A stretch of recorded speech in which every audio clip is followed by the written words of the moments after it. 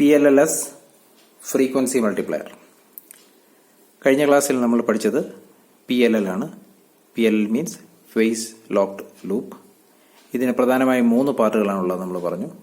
Face കമ്പാരറ്ററും low pass ഫിൽറ്ററും VCOയും. ഇവിടെ നമ്മളൊരു ആംപ്ലിഫയറും കൂടി അതിനകത്ത് ഉൾപ്പെടുത്തിയിരുന്നത് മാത്രം. ഈ ഫേസ് കമ്പാരറ്റർ എന്ന് പറയുന്ന 2 സിഗ്നലുകളെ കമ്പയർ ചെയ്യും. ഒന്ന് Fin, that is input frequency, പിന്നെ Fout. Fouട്ടുമായിട്ട് കമ്പയർ ചെയ്താണ് ചെയ്യുന്നത്. പക്ഷെ അതിനിടയ്ക്ക് ഒരു നെറ്റ്വർക്ക് ഡിവൈഡർ ഉണ്ട്, അല്ലെങ്കിൽ ഫ്രീക്വൻസി ഡിവൈഡറും കൂടെ ഇൻക്ലൂഡ് ചെയ്തിട്ടുണ്ട്. ഇതില്ല എങ്കിൽ നേരിട്ട് ഈ ലൈൻ നേരിട്ടാണെങ്കിൽ ഈ ഔട്ട്പുട്ട് ഫ്രീക്വൻസി Fout Fin കൂടെ കമ്പയർ ചെയ്യുന്നു. ഇതില്ലാത്ത ഇതിന്റെ ഓപ്പറേഷൻ പറഞ്ഞാൽ Fin ഫ്രീക്വൻസി 1000 ആണെന്ന് വിചാരിക്കുക. VCOയുടെ ഫ്രീക്വൻസിയും ഫ്രീ റണ്ണിംഗ് ഫ്രീക്വൻസി എത്രയായിരുന്നാൽ തന്നെയാലും VCOയുടെ ഫ്രീക്വൻസി ഇതുമായിട്ട് ഇങ്ങോട്ട് കമ്പയർ ചെയ്യും.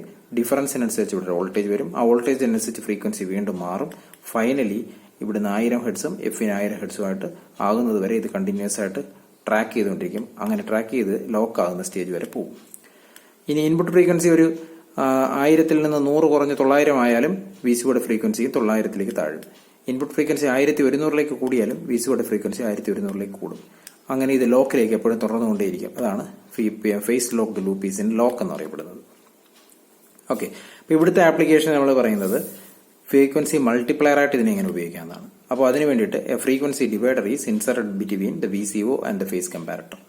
ഇവിടെ ഒരു ഫ്രീക്വൻസി ഡിവൈഡർ നമ്മൾ ഇൻക്ലൂഡ് ചെയ്തിട്ടുണ്ട്.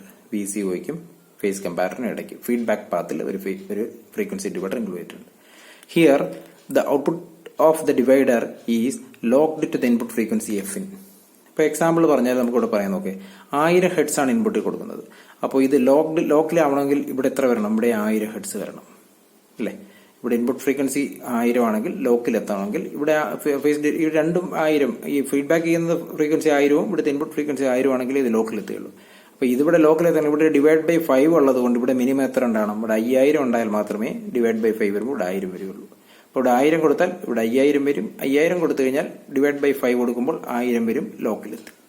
ഇവിടെ 2000 ആണെങ്കിൽ ഇവിടെ ആണെങ്കിൽ 2000 × 5 10000 ഹെഡ്സ് ആയാൽ മാത്രമേ ഇവിടെ ലോക്കിലെത്തുകയുള്ളൂ. അപ്പോൾ നോക്കുക, അപ്പോൾ ഇവിടെ 1000 കൊടുത്ത് ഇവിടെ 5000 കിട്ടണമെങ്കിൽ ഇവിടുത്തെ ഔട്ട്പുട്ട് ഫ്രീക്വൻസി മൾട്ടിപ്ലയർ ആയില്ലേ? That is PLLS frequency multiplier. അതാണ് ഇവിടെ ഉപയോഗിക്കുന്ന ടെക്നോളജി. Fin ആണ്. ഡിവൈഡ് ബൈ N ആണെങ്കിൽ ഇവിടെ ഔട്ട്പുട്ട് എന്ന് പറയുന്നത് N × Fin ആയിരിക്കും. അതാണ് അതിന്റെ ഒരു എക്സാമ്പിളിന് വേണ്ടിയിട്ടാണ് നമ്മൾ ഉപയോഗിക്കുന്നത്.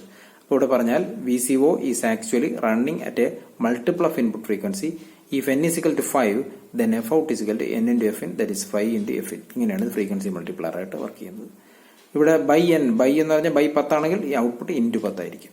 അങ്ങനെ ഒരു സിമ്പിൾ ഡിവൈഡർ ഉപയോഗിച്ചുകൊണ്ട് ഈ ബേസിക് PLL-നെ നമുക്ക് ഫ്രീക്വൻസി മൾട്ടിപ്ലയർ ആക്കി മാറ്റാം.